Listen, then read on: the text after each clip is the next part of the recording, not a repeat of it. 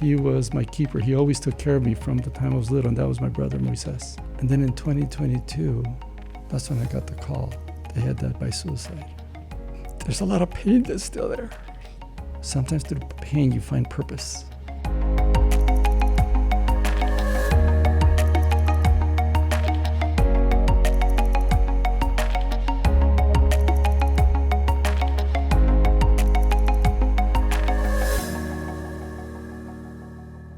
Hey friend, how are you? Doing wonderful. Rafael Plascencia, ACSA President. Thanks for being here. Well, it's a pleasure to be here with you, Michael. This is a conversation you and I have been talking about for a very long time, and I'm so thrilled that we finally get to have it. Let's start with this, Rafael. Since you took over as ACSA President, you have made mental health a priority. And I know this is personal for you. Can you share why it's so personal?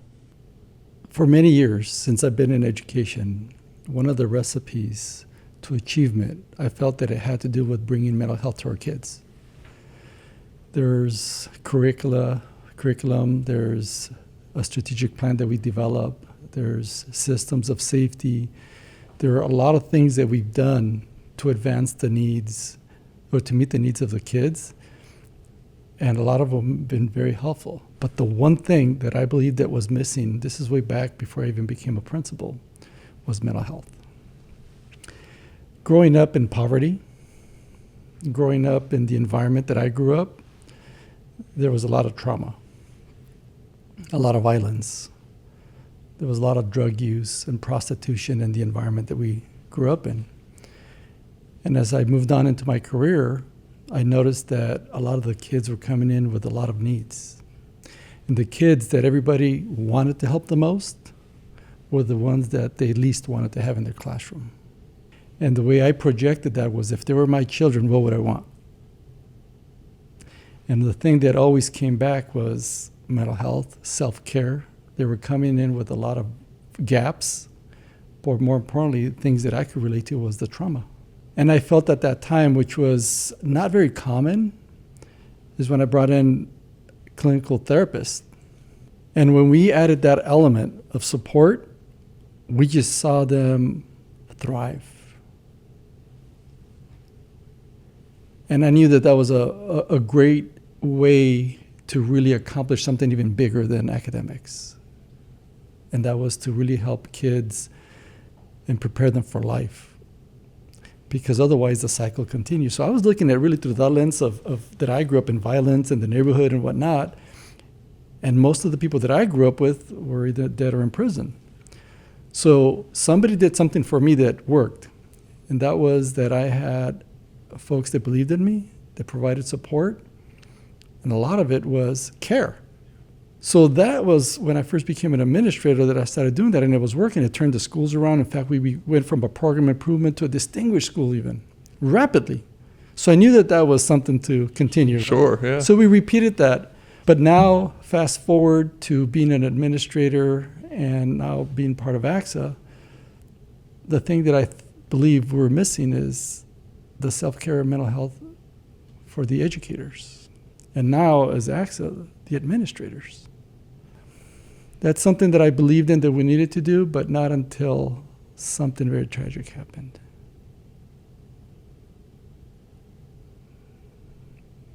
Back in 2022,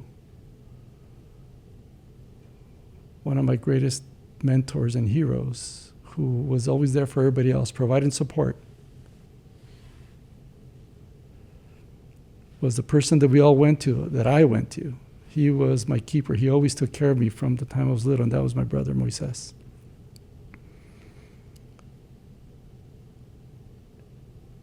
And he was always strong for all of us. He was, if you will, almost like the patriarch. Our family, other families, we would all go to him, not only for counsel, but for guidance and just for support. He was a rock.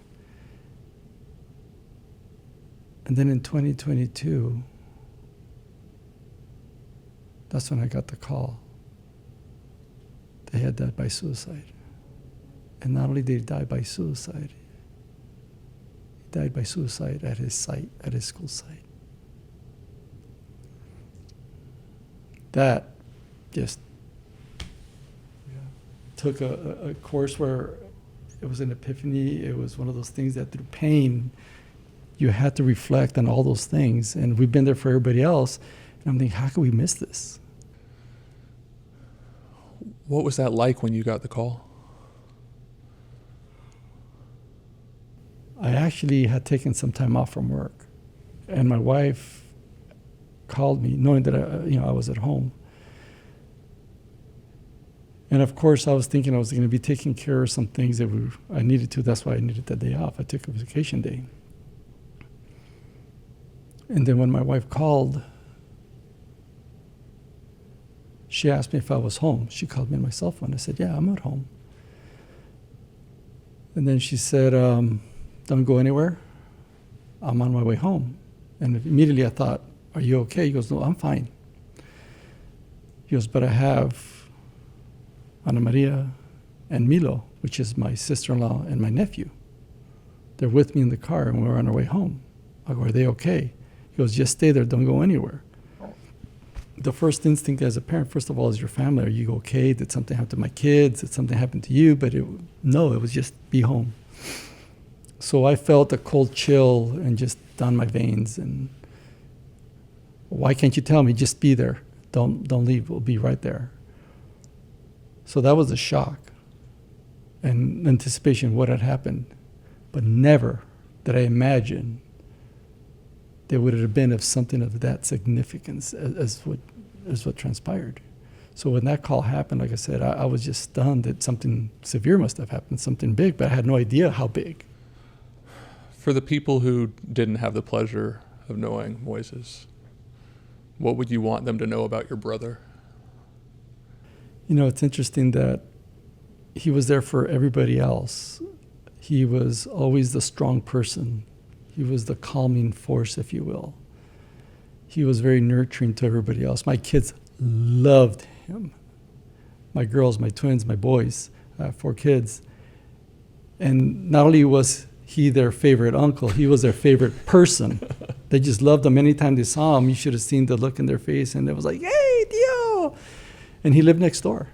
So anytime they'd see him come from work or they were in the front, they would get all excited because he exuded just love. He was so compassionate. He was so giving of himself. He was just the person that would just make you feel good being around him. A lot of people went to him for support, for guidance, and he was so adored. He was a mild-mannered individual, mild-mannered person. He was very calm. He spoke calmly, but when he spoke, you listen. You hear stories about all the great things he did with the random acts of kindness with ACSA Region 17. He was so involved with ACSA. I wonder how his passing, Rafael, shaped your view on mental health and its importance in education. You know, it's interesting because he started a lot of initiatives that are not even highlighted, not even through ACSA, but he did a lot of volunteer work. He did a lot of charity work. He worked with, just not only local, but also state organizations to support just the needy, from children to adults. And he thought so highly, so big of ACSA. He always said that ACSA is far bigger than a person. And we were so involved in ACSA. We wanted to advocate and champion our kids. And he was not only my wingman, he was my leader.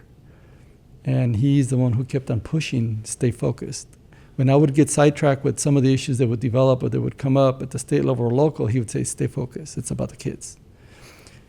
And when I was going to run for state office here in ACSA, he was my biggest supporter. Sure. And he was so excited for me. And he wanted to make sure that we started looking about caring for others and not just looking at our marginalized kids, because that needs to happen, that should continue. Our children of color, our special ed, our LGBTQ.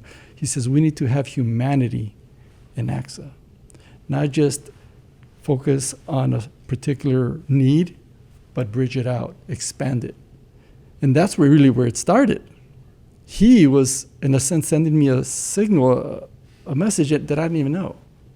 When he died by suicide and everything that he stood for, just that pain that I felt, that pain that we all went through as a family. And I've said this before, sometimes through pain you find purpose. And I thought I was focused on what my calling was. But when that happened, when I lost my brother, I just became laser focused at that time. That's when I realized, I said, okay, we need to make sure that our administrators are taken care of, that they're taking care of themselves and that we're taking care of each other. And we need to really highlight that because there's so much that he gave, but we never recognized how tired he must have been and how much he was dealing with, how much he was carrying. And there were other variables involved, of course, but I could never imagine really what led to that. You alluded to it earlier that you were in the middle of a race for state office when he passed. And I know in our conversations, you really grappled with the idea of should I stay in this race? What ultimately led to you deciding this is what I need to continue to do? You know, you're right. I was. In fact, that was one of those things that it was a simple thing for me to do. It's like I need to just step away. Absolutely. For many reasons. One, we were grieving. And two, I just didn't think it was appropriate for me to continue in that campaign, especially since I didn't feel I could give all of myself to it. Especially when the people that support and they want the vision that you're bringing to carry it forward, I wasn't going to be able to honor it. So I was thinking of just not continuing the race. I struggled with it. I sought counsel from my family, my wife, my kids, my sister-in-law. But really what ended up propelling me to decide to stick around and continue the race was my brother. He was my number one fan. He encouraged me. And I remember those words that he said, access far more than a person. Access greater than an individual. And I thought, this is a great way to really not only honor his memory, but help everybody else in his memory.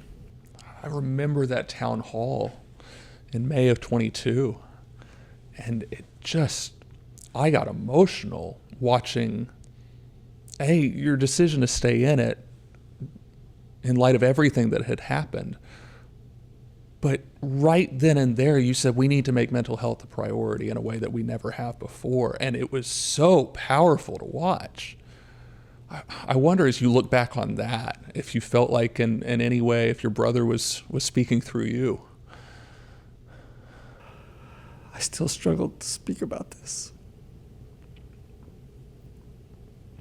There's a lot of pain that's still there. But what gets me through is the fact that so many other people are dealing with a different kind of pain. And we could do something about it. We could contribute to the support and the help. So when I was there, to be honest with you, that wasn't even part of the script of what I was going to say. You know, you have your template that you create for your speeches, and I had it down.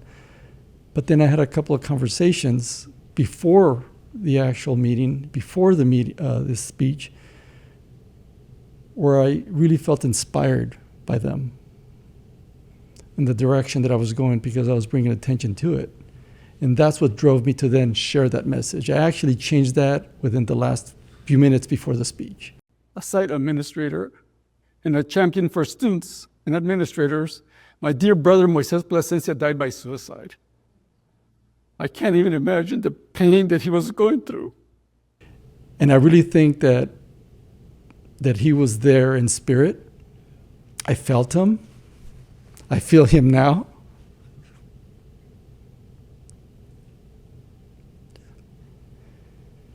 And I think that a lot of good is coming from this too. And there's a lot greater things that we can still do.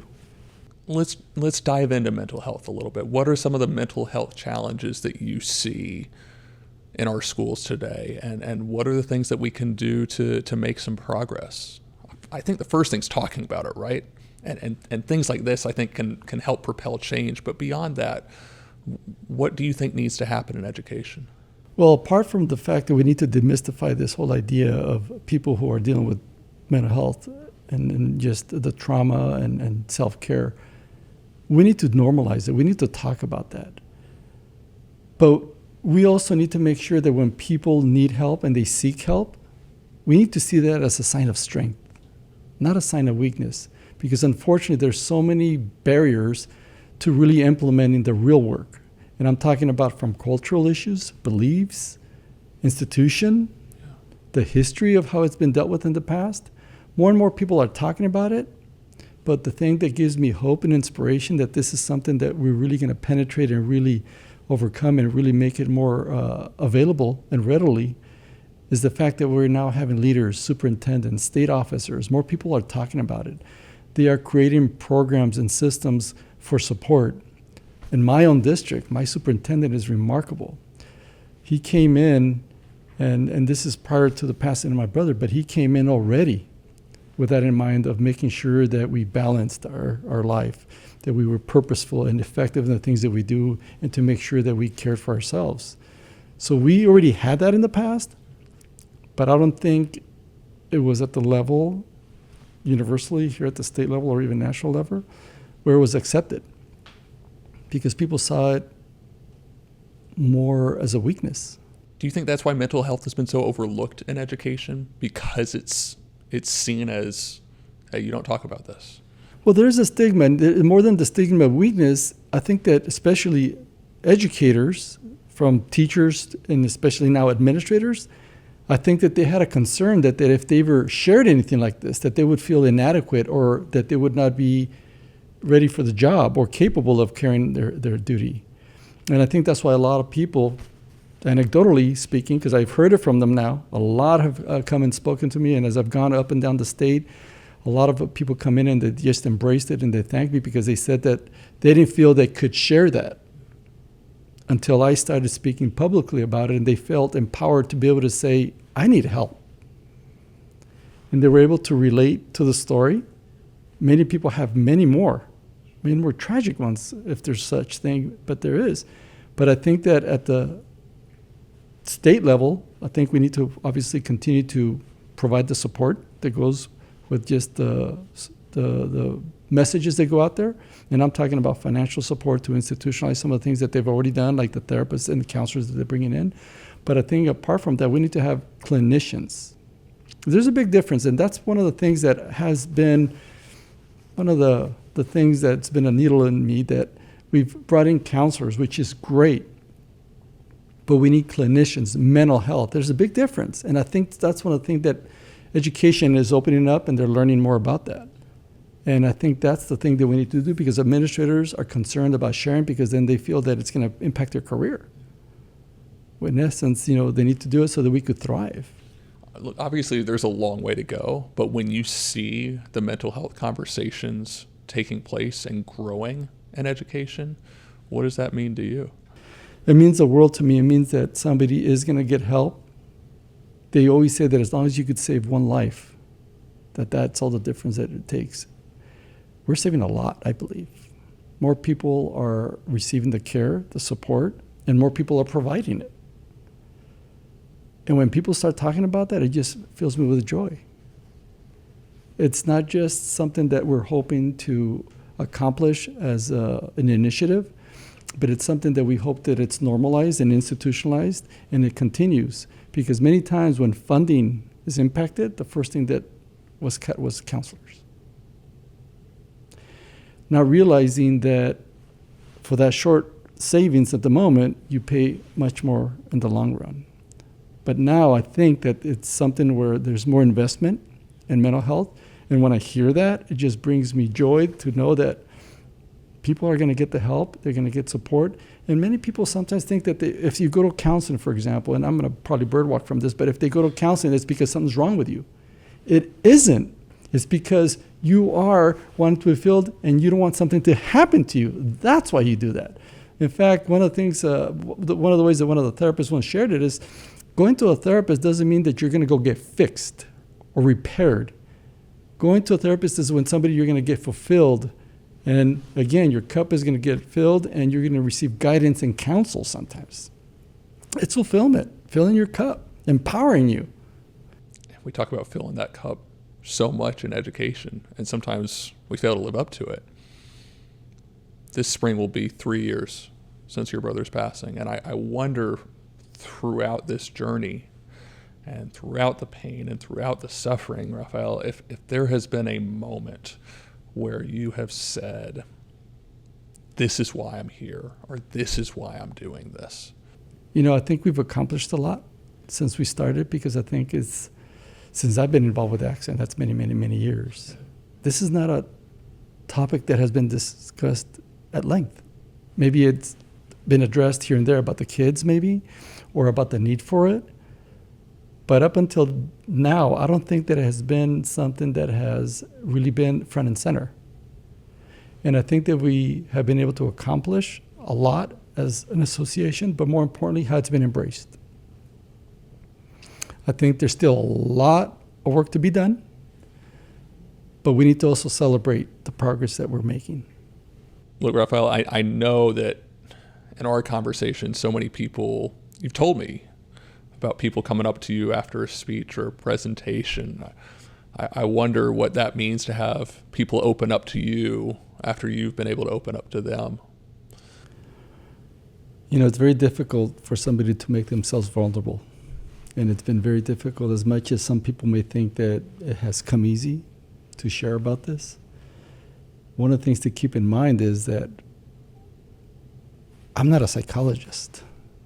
I'm not a clinician. I'm not an expert. But it takes just somebody who cares. Just the love that people need to give each other. The support. Just being a friend.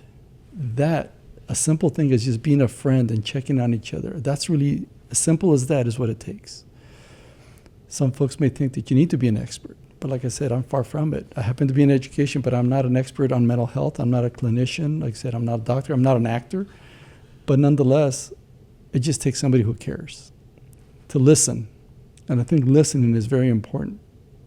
How do you feel like Moises' legacy lives on in what you're doing today? I think his legacy is not going to end. It's going to live on. And as long as folks are providing service and mental health to people, his legacy will continue. And I think that's one of the things that's going to be ongoing. And I think that's one of the things that brings me joy. Whereas first, when I would think of him, when I would think of those moments, it would make me sad and it would bring pain.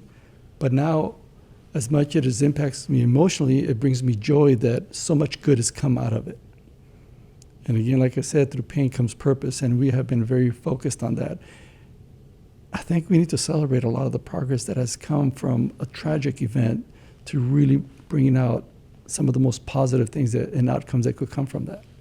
And yet I know grief is not linear. I know pain is not linear. And I wonder if there has been a moment that you think of something Moises would have done, or what would my brother have done in this situation, that, or just a memory, Rafael, that provides strength for you. It's interesting, since I was very young, he was always beyond maturity. His maturity was beyond his age. He was the one that always held me accountable when I was a young kid. I used to be, get in a lot of trouble, mischievous, and, we get a lot of fights at the school. There was no discipline that could hold me back. But the one thing that always contained me was his presence. He had such expectations for me, and it was out of love that he had, that really is what contained me. I did not want to disappoint him.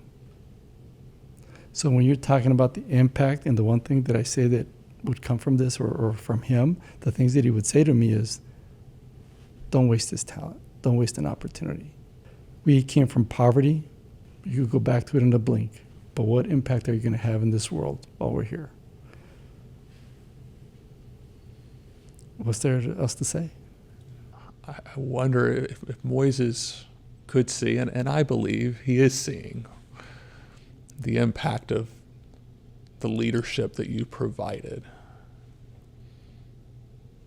What do you think he'd say?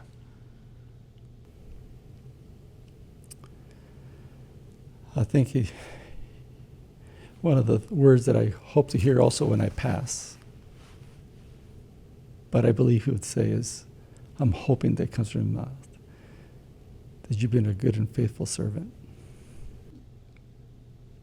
It's one of my favorite Bible verses. It's And it's so apt. It's so apt for the work that you're doing and being willing to be so raw and so vulnerable. And you and I have talked off camera many, many times, and it's a great source of strength for me. And I know it is a great source of strength for our members. And I'm so appreciative to you. Appreciate you sharing your story and sitting down. And again, as we said at the beginning, this has been a long time coming. I'm glad we did this.